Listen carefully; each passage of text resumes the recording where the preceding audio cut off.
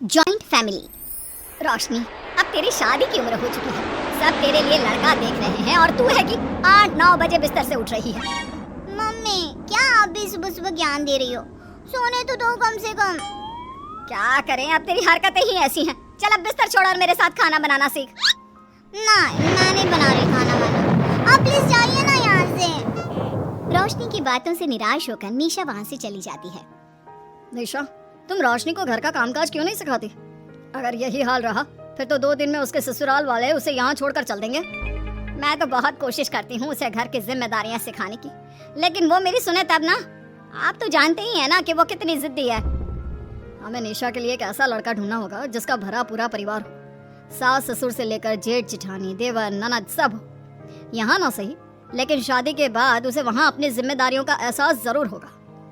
कुछ दिनों के बाद रोशनी का परिवार उसके लिए लड़का देखना शुरू कर देता है और एक दिन चिराग नाम का लड़का रोशनी को देखने अपने परिवार के साथ उसके घर पहुंच जाता है। देखिए भाई साहब, मैं पहले ही आपको बता देती हूँ, हमारा परिवार बहुत बड़ा है, इसलिए अगर आपकी लड़की हमारे घर की जिम्मेदारियाँ बिना ना नुकुर के उठा सकती है तभी हम ये रिश्ता पक्का करेंगे। अरे ये भी कोई बोलने वाली बात है बहन जी। हमारी रोशनी आपके पूरे परिवार को बैठे बैठे खिला सकती है, इतनी जिम्मेदार है मेरी बेटी। अगर ऐसी बात है फिर तो हमें इस रिश्ते से कोई आपत्ति नहीं है। तो फिर चट मंगनी पट ब्याह के बारे में क्या ख्याल है? हाँ बिल्कुल, शादी में देर किस बात की, 3 हफ्ते बाद ही शादी का शुभ योग है। अगर आपको कोई दिक्कत ना हो तो हम इनकी शादी भी 3 हफ्ते बाद ही करा देते हैं। अरे हमें इसमें कोई परेशानी नहीं है। इस तरह दोनों परिवारों में शादी की तैयारियां शुरू हो जाती है और कुछ ही दिनों बाद रोशनी की शादी चिराग से करा दी जाती है।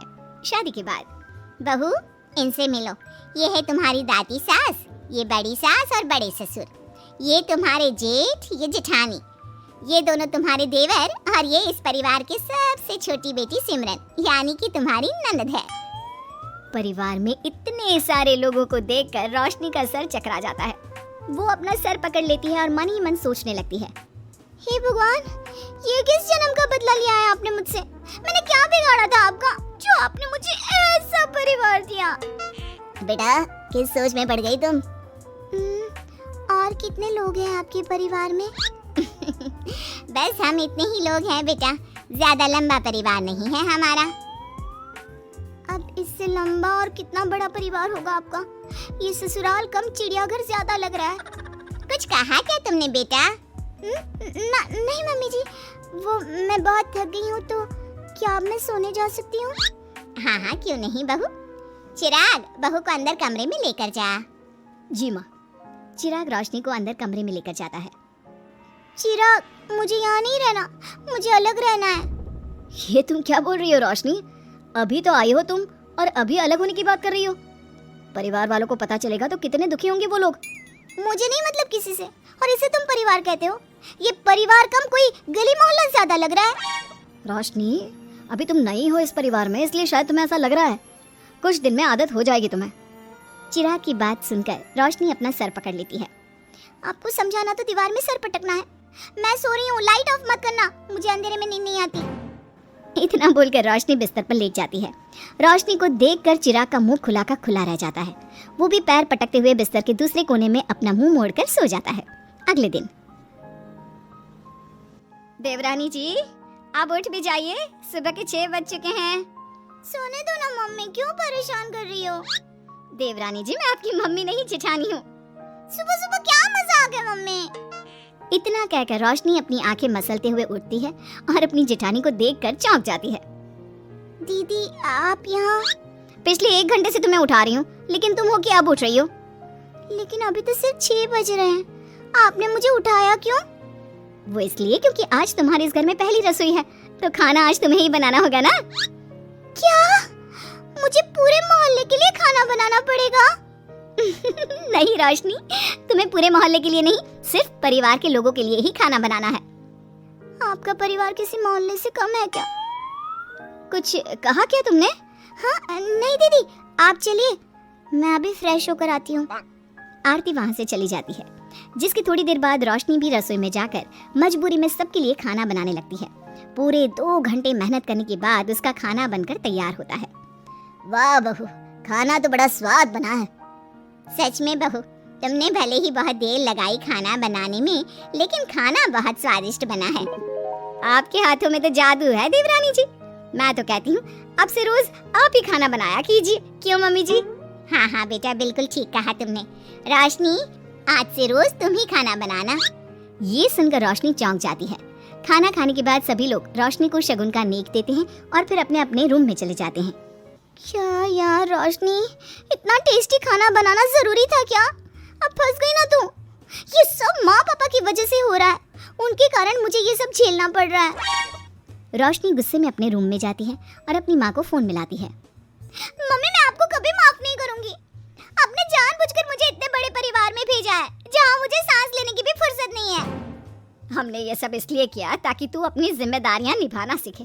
अब मायके की तरह ससुराल में भी अपनी जिम्मेदारियों से मुंह मत मोड़ लेना। मुझे नहीं रहना माँ यहाँ। इस घर में जितने लोग हैं उतने तो हमारे गली मोहल्ले में भी नहीं थे। माँ, मैं आपसे आपकी सारी बातें मानूंगी, पर प्लीज मुझे यहाँ से ले जाइए। बिल्कुल नहीं, अब से वही तेरा सब कुछ है। वहाँ से भागने के बजाय अपनी जिम्मेदारियां पूरी करना सीख। इससे हमें भी थोड़ी खुशी मिल जाएगी। माँ की बातों से निराश होकर रोशनी फोन काट देती है, जिसके बाद उसकी नजर नेक में मिले पैसों पर पड़ती है और वो फटाफट से बिस्तर पर बैठकर पैसे गिनना शुरू कर देती है। अरे वाह, ये तो पूरे 25,000 रुपए हैं। किसी ने भी 5100 से कम का नेक नहीं दिया। चलो अच्छा है, कुछ तो फायदा हुआ इतने बड़े परिवार में शादी करने का।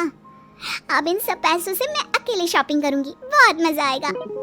शॉपिंग के बारे में सोच सोच कर ही रोशनी अपने बिस्तर पर कूदने लगती है। उसे बिस्तर पर कूदता देख सभी लोग चौंक जाते हैं।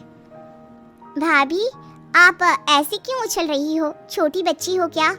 अपनी ननद की बात सुनकर रोशनी का मुंह खुला का खुला रह जाता है। थोड़ी देर बाद रोशनी घर में बिना बताए शॉपिंग के लिए निकल जाती है और शगुन में मिले पूरे पैसों को शॉपिंग में उड़ा देती है। शाम में, देवरानी जी कहाँ गई थी आप? जानते हैं सब आपके लिए कितना परेशान हो गए थे। कम से कम आपको बताकर तो जाना चाहिए था ना। सॉरी दीदी, मैं आप लोगों को बताना भूल गई।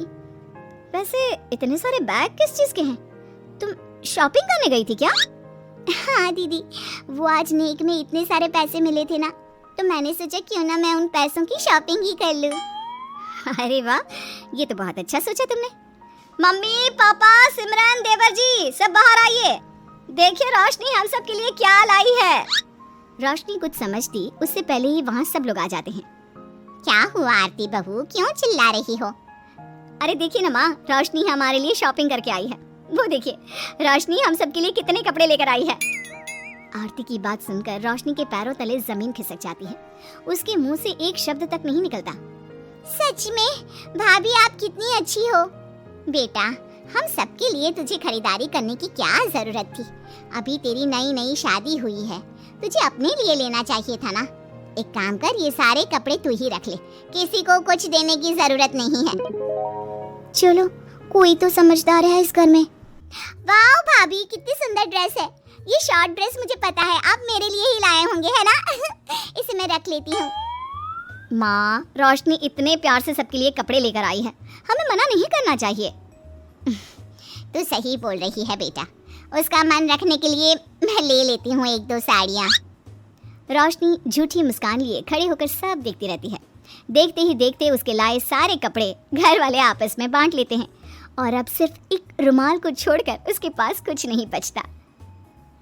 अब ये रुमाल भी क्यों छोड़ा, इसे भी ले ही लेते। इतने में ही सिमरन रोशनी को आवाज देती है। भाभी, वो गलती से रुमाल रह गया है, क्या वो मुझे मिल सकता है? रोशनी वो रुमाल भी सिमरन को दे देती है। इतनी मेहनत से मैंने ये सब कुछ लिया था, लेकिन इन लोगों से मेरी खुशी बर्दाश्त नहीं हुई, कुछ भी नहीं छोड़ा। थोड़ी देर बाद रोशनी का पति भी वहाँ आ जाता है। मैंने सुना है आज तुमने सभी के लिए खरीदारी की है, तुम मेरे लिए कुछ लेकर नहीं आई? बस फिर क्या था, इतना सुनते ही रोशनी का पारा हाई हो जाता है और वो चिराग को घूरने लगती है जिससे चिराग डर के मारे वहाँ से खिसक जाता है। हाय रे, फूटी किस्मत मेरी, जो ये जॉइंट फैमिली मेरे मत्थे चढ़ी।